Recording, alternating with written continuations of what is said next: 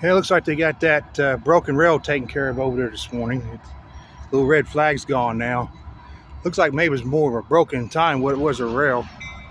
Here we go. I got one little cement car. Looks like he's going to switch this track right here. Looks like maybe I only have one conductor tonight instead of the typical two. A little loud. A little loud.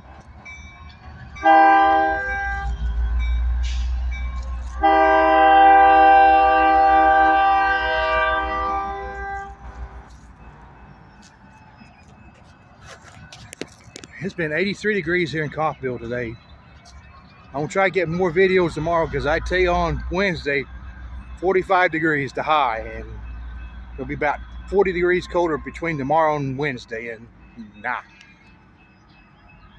It was more like May than it does late February, but man, it's unseasonably warm out here right now. I have no jacket on. No jacket. Okay, we're in the video here. You're getting out of view. Let's see what he does.